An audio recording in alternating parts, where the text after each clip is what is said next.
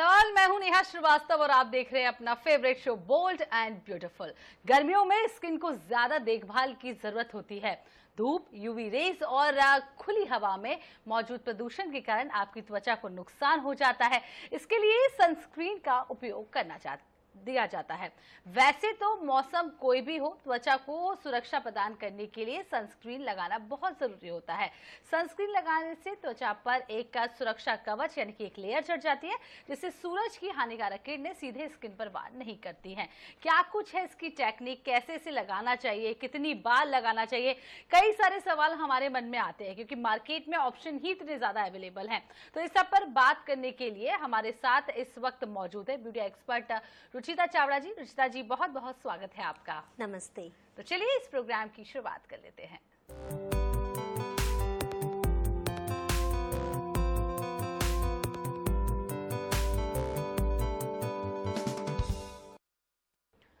तो रुचिता जी, आज हमने बहुत ही इंपॉर्टेंट टॉपिक लिया है क्योंकि मार्केट में सनस्क्रीन को लेकर ढेर सारी कहानियां हैं और ये भी है क्योंकि इतने सारे ऑप्शन अवेलेबल होते हैं। तो हम आज डिटेल से सनस्क्रीन पर चर्चा करने वाले हैं। तो सबसे पहले आपसे यही जान लेते हैं कि आखिर होता क्या है सनस्क्रीन। यस, सनस्क्रीन एक केमिकल एंड फिजिकल इंग्रेडिएंट्स का मिक्सचर है जो कि सूरज की किरणों से जो यूवी रेंज मिल रही है, जो कि हमारे स्किन के इनर कॉर्नर में जाके हमारे कोशिकाओं को, हमारे लेयर्स को डैमेज करता है। और जो यूवी बी रेंज जो है, जो कि अपर लेयर को डैमेज करता है, जिसे सनबर्न कहते हैं हमें, इससे प्रोटेक्शन देता है हमें सनस्क्रीन। तो आपने जिस तरीके से बताया कि सनस्क्रीन का यूज क्या होता है और कितना जरूरी होता है, क्यों हमारी स्किन के लिए सनस्क्रीन जरूरी है, रुचिता जी। यस, सनस्क्रीन हमारे स्किन के लिए बहुत ही ज़्यादा इम्पॉर्टेंट है। सनस्क्रीन, जैसे कि मैंने आपको बताया कि सनस्क्रीन यूवी रेंज, सनस्क्रीन से यूवी बी रेंज, इनसे हमें बचा रहा है। साथ ही सनस्क्रीन नहीं लगाने से हमें पिगमेंटेशन होता है, पिंपल्स हो जाते हैं, कभी स्किन में रिंकल्स हैवी आ जाता है। तो sunscreen is very very very important product. तो सनस्क्रीन को लेकर एक एसपीएफ होना चाहिए, ये हमेशा कहते हैं। एसपीएफ क्या होता है, ये थोड़ा सा आपसे डिटेलिंग में समझ लेते हैं। जी हाँ, सनस्क्रीन में एक लेयर्स रहती है, SPF 25, SPF 30, SPF 50, जिस तरीके से हम हमेशा सुनते हैं। तो मैंने जितना भी अभी लोगों को देखा है, मेरे क्लाइंट्स को देखा है, तो हमेशा सनस्क्रीन में SPF आपको डॉक्टर से रिकमेंड करके लगाना चाहिए। मुझे ऐसा लगता है कि बच्चों को SPF 20 से 30 के बीच में लगाना चाहिए।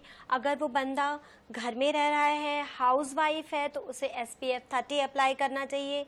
अगर सन एक्सपोजर में आप ज़्यादा जा रहे हैं तो हमें SPF 50, SPF 70 अप्लाई करना चाहिए। तो जिस तरीके से आपने बताया SPF 50, SPF 70 अप्लाई करना चाहिए, इसे हम डिटेलिंग में बाद में जानेंगे क्या कुछ होता है SPF 50, SPF 70।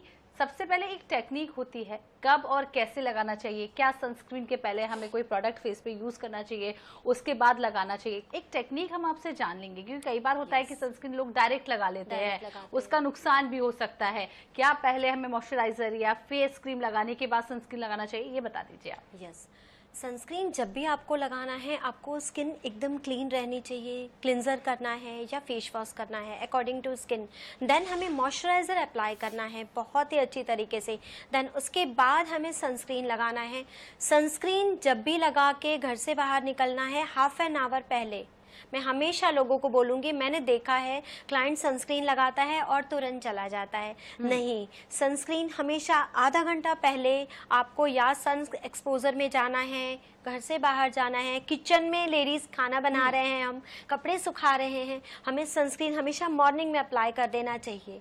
And then sunscreen, लोग मुझे बहुत बार ये भी बोलते हैं कितनी बार लगाएं हम सनस्क्रीन। तो मैं चाहती हूँ कि सनस्क्रीन 2 बार ज़रूर लगाएं दिन में, मॉर्निंग एंड आफ्टरनून में। अगर कोई बच्चे खेल रहे हैं, स्विमिंग कर रहे हैं या आउटडोर कोई गेम्स कर रहे हैं, या कोई बंदा या बंदी आउटडोर वर्क कर रहा है, तो उसे हमेशा 3 बार सनस्क्रीन अप्लाई करना चाहिए दिन में।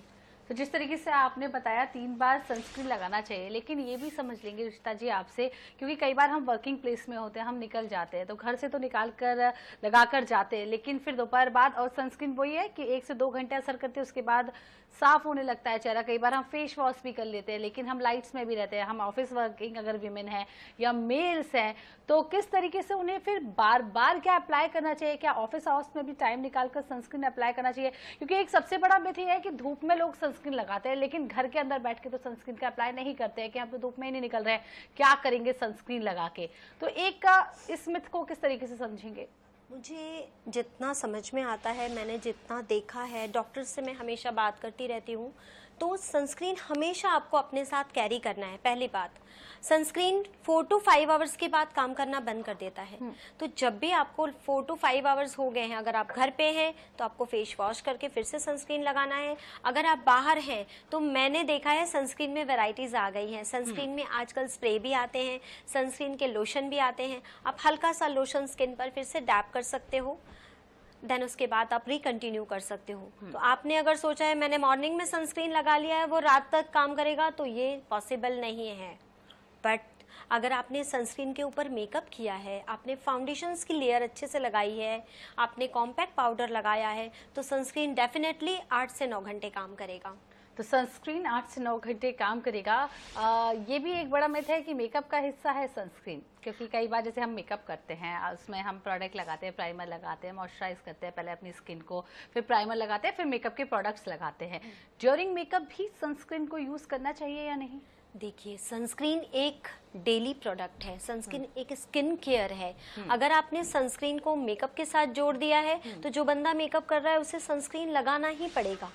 तो मैं चाहती हूँ कि सनस्क्रीन डेली लगाएं। अगर आप मेकअप कर रहे हैं तो भी लगाएं, मेकअप नहीं कर रहे हैं तो भी लगाएं, आप घर में हैं तो भी आप लगाएं, आप खाना बना रहे हैं या इवन हम नॉर्मल लाइट में भी हैं तो भी हमें नॉर्मल 25 SPF 25 to 30 के बीच में हमें ज़रूर लगाना चाहिए।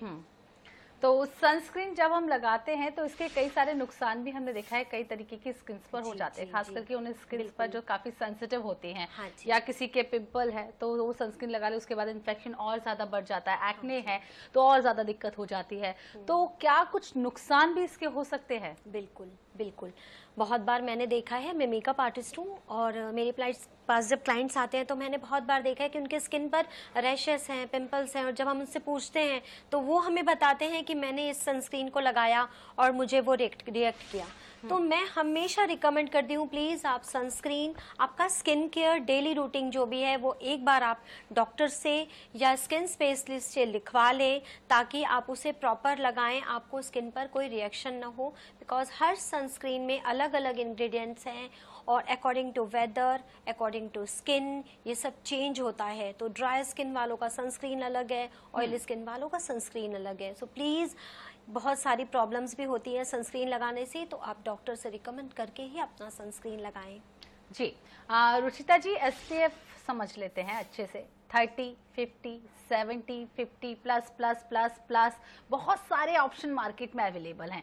तो जो लोग हैं वो कई बार कंफ्यूज हो जाते हैं कि हमारी स्किन के लिए क्या बेटर होगा, क्योंकि एडवाइस टीवी चैनल्स पे कई तरीके के ऐड आते हैं, सोशल मीडिया पे कई तरीके के ऐड आते हैं, और आजकल जब इंस्टाग्राम का ज़माना है कि फेक चीज़ें भी बहुत ज़्यादा बेची जा रही हैं, तो उस ड्यूरेशन में किसी भी क्लाइंट को आप किस तरीके से एक्सप्लेन करती है कि आपकी स्किन के लिए कौन सा टाइप का सनस्क्रीन बेस्ट रहेगा? यस, ये बहुत ही बड़ा और बहुत ही मेजर क्वेश्चन है। मुझे ऐसा लगता है कि मैं खुद भी कभी जल्दी किसी को रिकमेंड नहीं करती कि आपको यही सनस्क्रीन लगाना है। बिकॉज जैसे ही क्लाइंट यंग एज का है और वो एज में जा रहा है, सपोज 30 वाली बंदी और 60 वाली बंदे का सनस्क्रीन डिफरेंट हो जाएगा। यंगस्टर जो बच्चे हैं और जो कि एज उनके सनस्क्रीन अलग हो जाएंगे। SPF 30 जो है हमारे स्किन को 97%, 97% या 96% तक ही प्रोटेक्शन देता है। हाँ। और SPF 50 हमें 98% तक प्रोटेक्शन देता है UV रेज से। सो आपको ये चेक करना पड़ेगा कि आपका वर्क क्या है, आप क्या काम कर रहे हो, देन आप SPF 50, SPF 30, SPF 25 डिसाइड करेंगे कि आपको क्या लेना है। ये भी समझ लेंगे रुचिता जी कि सनस्क्रीन लगाने की सही एज क्या है, क्या बच्चों को भी ये अप्लाई करना चाहिए, क्योंकि कई बार बच्चों की बहुत ज्यादा सेंसिटिव स्किन होती है। किस एज के बाद सनस्क्रीन लगाना चाहिए, क्योंकि धूप में बच्चे खेलते हैं और कई बार पेरेंटिंग के चक्कर में हमारा बच्चे को इसका असर ना हो जाए तो छोटे छोटे बच्चों को भी लगा दिया जाता है। उनके लिए अलग प्रोडक्ट आता है या जो हम लोग यूज कर रहे हैं वही कर सकते हैं? नहीं, हमें किसी भी मार्केट प्रोडक्ट में देखकर ही सनस्क्रीन लेने हैं बच्चों के लिए, बिकॉज उनकी स्किन बहुत सेंसिटिव है, बहुत सॉफ्ट है। तो हमें उनके जो सनस्क्रीन है बच्चों के, वो हमें डॉक्टर से रिकमेंड करके ही लेना है। प्लीज़ आपको ऐसे ही सनस्क्रीन नहीं लगाना है बच्चों को। और ये मान लीजिए आपकी एज 5 इयर्स 4 ईयर की एज के बाद आप सनस्क्रीन उसे SPF 15 या 25 के अंदर का बिल्कुल लगा सकते हो, किसी भी अच्छे ब्रांड का। तो अच्छे से ब्रांड का लगा सकते हैं और मार्केट में बहुत सारे अवेलेबल है। बहुत अच्छी आपने बात कही, 15 to 20 हम बच्चों को लगा सकते हैं। मेंस भी आजकल अपनी स्किन को लेकर बहुत ज़्यादा केयर करते हैं और बहुत ज़्यादा प्रोटेक्टिव हो गए हैं। हमने देखा है कि बहुत ज़्यादा जब लड़के धूप में निकलते हैं, पहले का ज़माना था जो लड़के रफ एंड टफ देखना पसंद करते थे, लेकिन आजकल केयरिंग हो गए हैं। मेंस की स्किन थोड़ी सी विमेन से अलग होती है, थोड़ी सी कम सेंसिटिव होती है। तो मेंस के लिए क्या कुछ सनस्क्रीन का इस्तेमाल करना चाहिए? क्या मेंस भी कर सकते हैं? ये तो कर ही सकते हैं, लेकिन उनके लिए क्या कोई अलग प्रोडक्ट मार्केट में आता है या सेम प्रोडक्ट यूज कर सकते हैं? मेंस को हमेशा SPF 50 अप्लाई करना चाहिए, बिकॉज उनकी स्किन थोड़ी थिक रहती है। तो मेंस हमेशा बाहर भी रहते हैं, आउटडोर भी रहते हैं, तो उनको हमेशा SPF 50 अप्लाई करना चाहिए। साथ में मैंने देखा है सनस्क्रीन, बहुत लोग बोलते हैं सनस्क्रीन और सन ब्लॉक, आपने ये भी सुना होगा।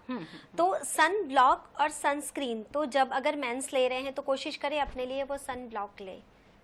सन ब्लॉक और सनस्क्रीन में भी बहुत एक बड़ा डिफरेंस है, मैं आपको ये भी बताऊंगी।